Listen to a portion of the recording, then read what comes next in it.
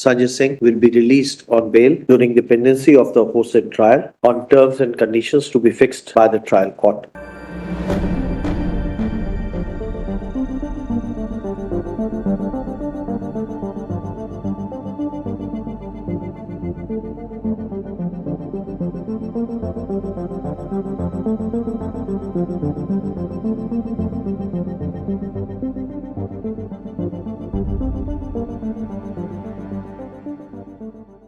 India की capital में जो खलबली इस वक्त देखने को मिल रही है वो शायद ही पहले कभी दिखी हो। दिल्ली की रूलिंग पार्टी के इतने सारे नेता एक साथ ईडी की कस्टडी में ले जाते हुए दिखे गए, जिसने न केवल आपकी और हमारी बल्कि हर फील्ड के लोगों की आंखें खोल के रख दी। ये सिलसिला पिछले साल से ही चला आ रहा है, जहां सबसे पहले दिल्ली के deputy chief minister Manish Sisodia को दिल्ली एक्साइज पॉलिसी स्कैम में फंसते हुए देखा गया था। उसके बाद जैसे जैसे इस केस में इन्वेस्टिगेशन आगे बढ़ती गई और भी नामी चेहरे इस केस में जुड़ते चले गए। तब तक तो फिर भी ठीक था। धमाका तब हुआ जब दिल्ली चीफ मिनिस्टर अरविंद केजरीवाल को भी दिल्ली लिकर स्कैम में ईडी ने अपनी कस्टडी में ले लिया और अब वो 15 अप्रैल तक की जुडिशियल कस्टडी में तिहाड़ जेल में बंद है, जहां अरविंद केजरीवाल के अरेस्ट के बाद बाकी के आम आदमी पार्टी के लीडर्स इस शक में थे कि अगली बारी उनकी होगी, जैसे कि आपने आम आदमी पार्टी लीडर अतीशी के दिए स्टेटमेंट्स में सुन ही लिया होगा।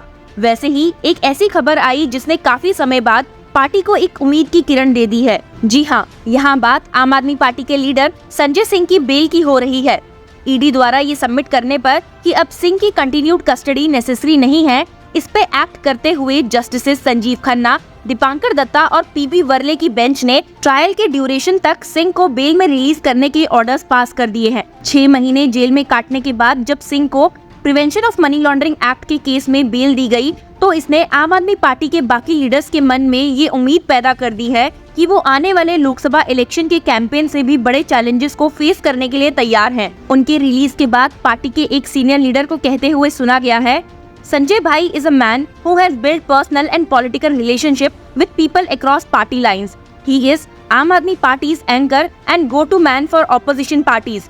He was also a key player in all protests inside and outside parliament. Not only आम आदमी party, the India bloc stands to benefit from his return. जहां एक और इस खबर ने ऑपोजिशन और आम आदमी पार्टी को एक नई राह दी है, वहीं दिल्ली बीजेपी ने सिंह की बेल को impartiality of the judiciary and investigating agency का सबूत बताया है।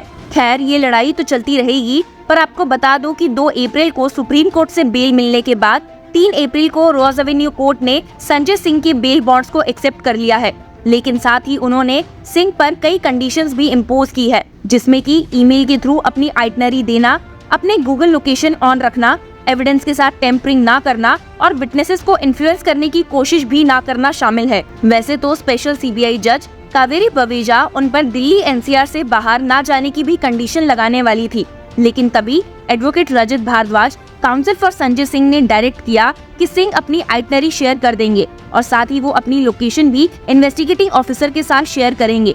एडवोकेट भारद्वाज ने सबमिट किया कि मिस्टर सिंह एक एमपी और पॉलिटिकल लीडर है। It would be difficult for him to move the court for taking permission at this election time as the campaign schedule was made available at the last hour. उनकी council ने कहा कि कोई भी flight risk नहीं है, जिसके बाद जज ने सिंह को अपना पासपोर्ट सबमिट करने और इंडिया से बाहर ना जाने के ऑर्डर्स पास किए। इतनी कंडीशंस के बाद advocate Zoheb Hussain, special council for ED ने कोर्ट से एक और कंडीशन की बात की, जो कि सुप्रीम कोर्ट ने ही कही थी, that Sanjay Singh will not speak to the media regarding his role in this case, जिसपे सिंह के काउंसिल ने कहा कि वो सुप्रीम कोर्ट के सभी डायरेक्शंस का पालन करेंगे। 2 लाख ईच के बेल और श्योरिटी बॉन्ड्स भरने के बाद संजय सिंह अब बेल पर बाहर आ चुके हैं और उनके आने की खुशी आम आदमी पार्टी में भी साफ देखने को मिल रही है। पर हैरानी की बात ये है कि जहां ईडी अपने जी जान लगाकर एक्साइज पॉलिसी स्कैम से जुड़े सभी सस्पेक्ट्स को कस्टडी में लेती जा रही है, तो उन्होंने संजय सिंह की बेल को अपोज क्यों नहीं किया?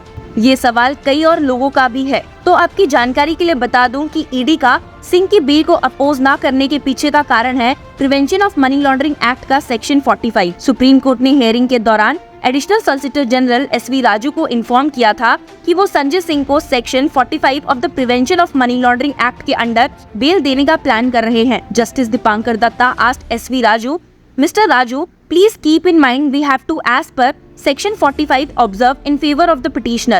Please understand the implication of that during the trial.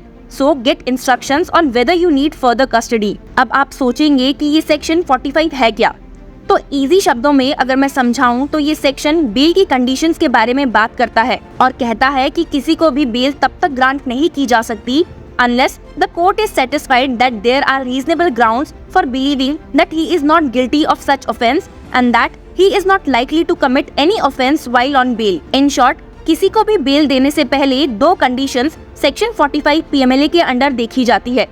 First, there should be a prima facie satisfaction that the accused has not committed the offence.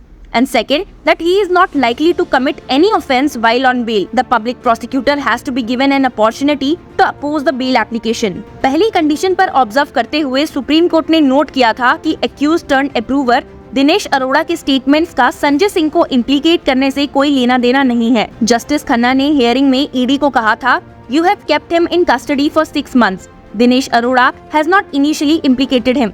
Later on, in a statement, he does. No money have been recovered. The trace of money is not there because it was long back.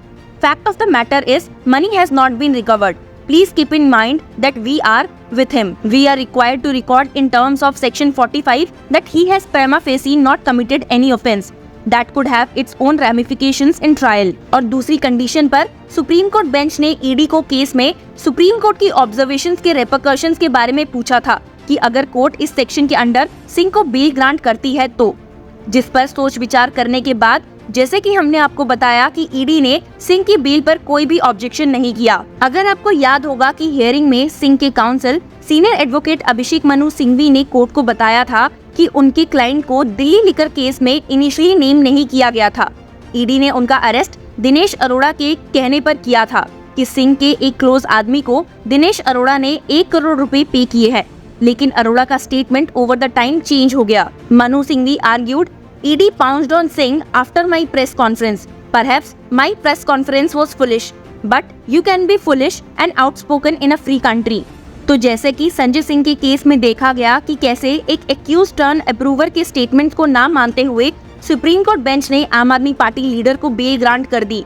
क्या ऐसा ही same scenario Kejriwal के case में भी देखने को मिलेगा? क्योंकि जैसे कि आप सुन ही रहे होंगे, अरविंद केजरीवाल का भी यही कहना है कि उनका अरेस्ट भी सोली एक एक्यूज टर्न अप्रूवर के स्टेटमेंट्स पर किया गया है.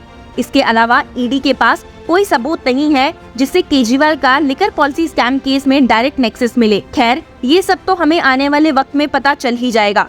अभी के लिए आपका इस खबर के बारे में क्या कहना है? Tell us in the comments below and subscribe to law chakra.